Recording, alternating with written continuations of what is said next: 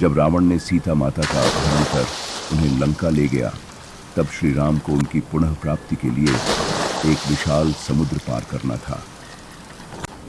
इस कठिन कार्य में उनकी सहायता करने के लिए पूरी वानर सेना और अन्य जीव जंतुओं ने मिलकर समुद्र में एक मजबूत पुल बनाने का निर्णय लिया, जो सीधे रावण की लंका की ओर जाता था।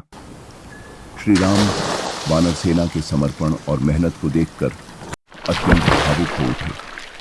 तभी उन्होंने देखा कि एक छोटी सी गिलहरी भी उस बड़े पुल को बनाने में जुटी हुई है।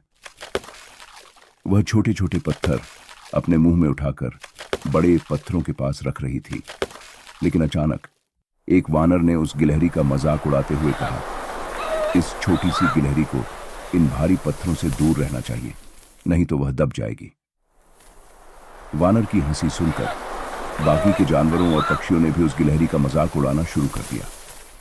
गिलहरी की मेहनत पर हो रहे इस अपमान से उसका मनोबल टूट गया।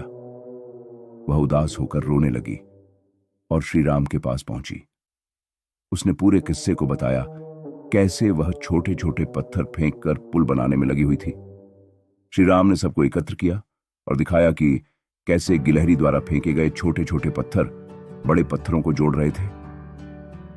उन्होंने कहा, कोई भी योगदान छोटा या बड़ा नहीं होता, सबसे महत्वपूर्ण है हमारा इरादा और समर्पण। गिलहरी की मेहनत और लगन को सराहते हुए श्री राम ने उसकी पीठ पर प्यार से अपनी उंगलियां फेरी।